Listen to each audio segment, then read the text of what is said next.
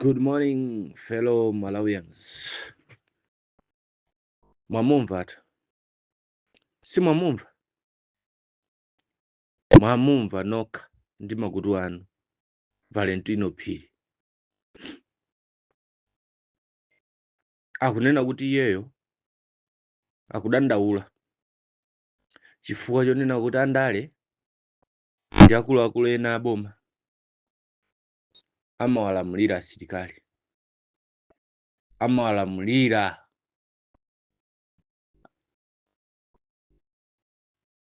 akuluakulu ena akunkhondo kuti lembani ntchito awa, lembani ntchito awa, lembani ntchito awa. Mwamumva nokha. Iye zimenezo waziziwira kuti tiyambire pamenepo. Waziwa bwanji? Mwalipeza yankho? Mwina simunalipeze. Kuti Valentino Phiri adziwe kunena kuti andale amabwera m'mayina a anthu awo kumati lembani awa ku silikali kulembani awa. Zimenezi nzimene zimachitika mu nthawi yochakwera, mu nthawi ya chikangawa. Ndipemphe boma la Sopano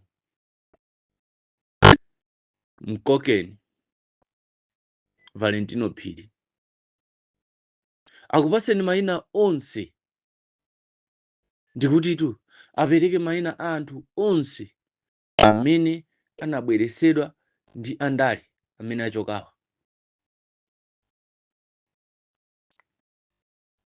Anthu amenewo achitidwe scrutinize, anthu amenewo afufuzidwe kuti kodi ali nawo ma qualification owaloleza kuti akhale pa ntchito ya usilikali, kapena qualification yawo it was chimwendo banda,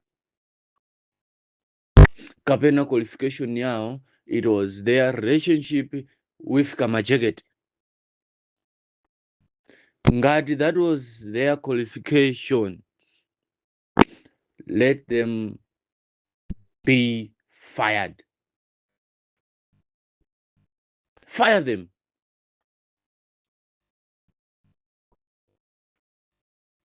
Zimenezi pa Malawi tisasekerere. Izizi zikubweretsa chiopsezo ku dziko lathu. Izizi zikutanthauza kuti security agency yathu is mixed with wrong people.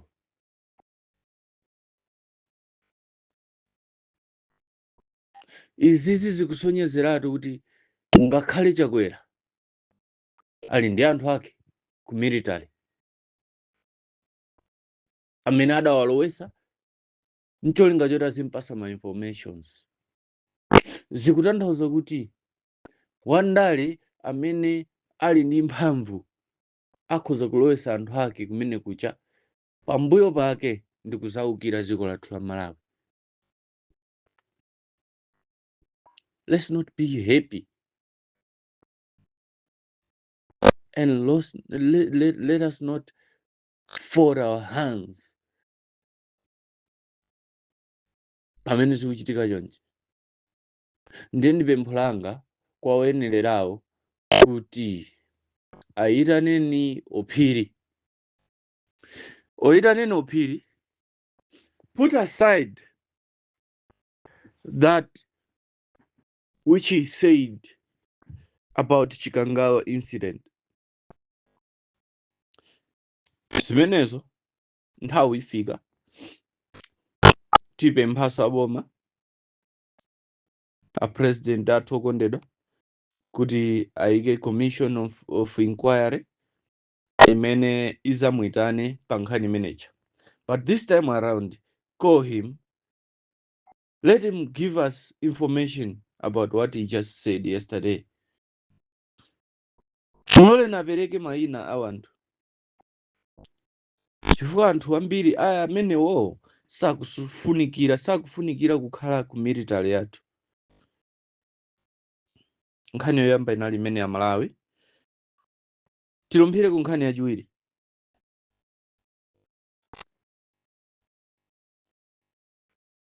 simwaona musangalala ambiri ainu kuti president wathu akuchita zokomera amalawi, mwaziona right? Pamene mwaziona chonchi mukuziwa chimene chibwere mawa, simukundimvesa. Ndikukutengereni kumbuyo kwambiri ku 2012 kumapita mbuyomo tinalitu ndi Bingu Ngwazi, Dr. Bingu wa Mutharika, Ngwazi Professor Bingu wa Mutharika, amene anali mtsogoleri oganizira anthu ake, amene anali mtsogoleri wodziwa zomwe zikomere amalawi, amene anali mtsogoleri yekhayo woyamba amene anakwanisa kumuuza mzungu kuti hey, pack and go. I don't want nonsense here. Pack and go. I'm giving you, I can't remember whether it was 24 hours, kainali 48 hours, koma anamuuza mzungu zipita. You remember that, eh? Correct. Chinachitika ndi chani?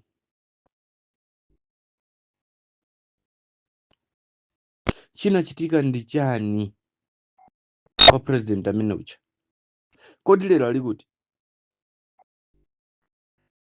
Ndiye ndikuti itu chinachitika ndi chani kwa Bingu?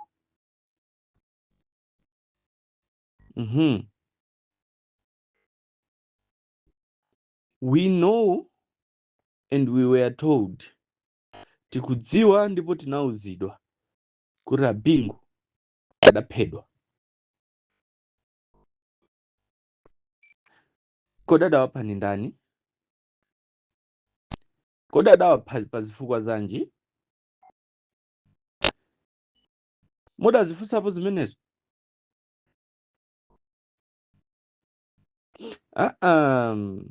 Musakhalenso ndi moyo wofuna kususana ndi zimene ndikunenazi. Ndikuti tikudziwa ndipo tidaudzidwa kuti Bingu adaphedwa. Ndiye mudayamba mwazifunsapo kuti kodi adawapha ni ndani? Nanga adawapha pa zifukwa zanji? Amalawi, tikhale osamalisa kwambiri.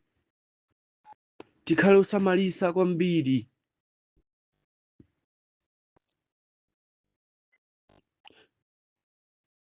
Bingu sadawapheni munthu wadera. Bingu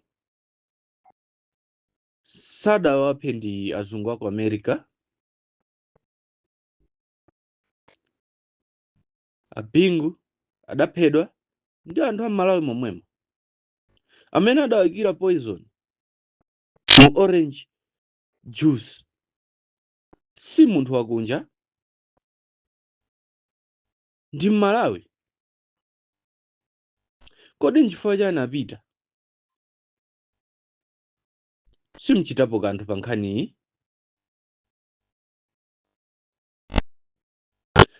Musandida Malawi. Sinabwere pano kuzadana ndi atati, ndimawakonda. He's the only president I voted for in my life. That was 2014, by the way. I voted once, and the president amene ndavotera sadali apita. So ndimawakonda. Komano ndifunso kuti kodi nchifukwa chani apita? Tidawavotera 2014. He was in power. He could do anything.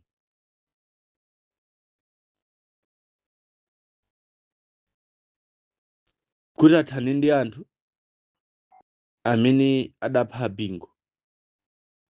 Koma the man has done nothing. Kodi muti adapha Bingu ni ndani? Sono funso elitu sili kubwera chifukwa chonena kuti ndikuti pakhale commission of inquiry yofufuza za imfa ya Bingu.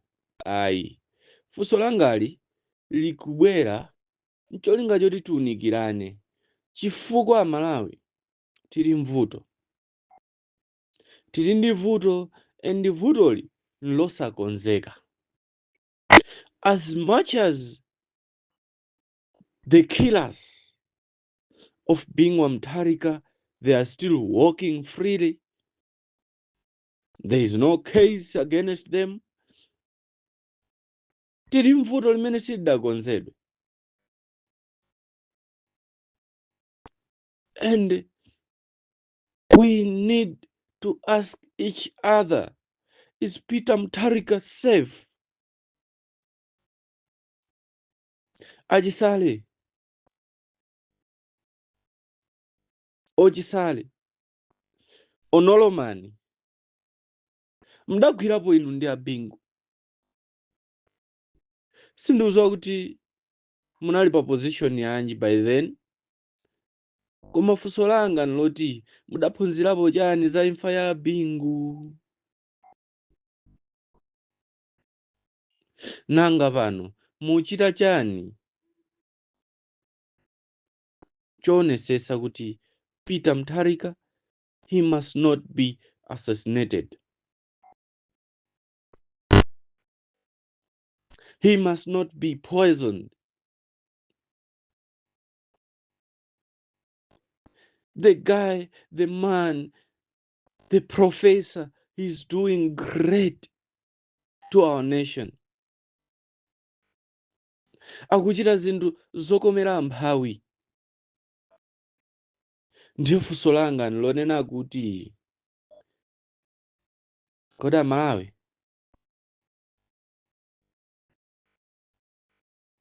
is Peter Mutharika safe? Ngati Bingu adathiriridwa poison mu orange juice and Peter adatiuza zimenezi, komweko ku State House iko mu office ya president yomweyo, wena nkubwera ndi poison kuzayika mu chakumwa cha president, ndipo tidaluza president wa dziko. Kodi njani chimene mukuchita poonesesa kuti muteteza president wathu? Okay, fine. I'm not saying come and give us details as to what you are doing, but can you give us an assurance kuti Peter Mutharika is safe? That's all what we want to know. Is our president safe?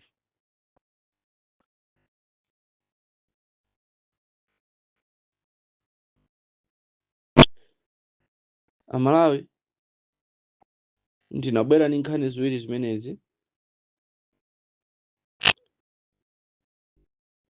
Ndikusiyeni pamenepo. Mukhale ndi tsiku labwino.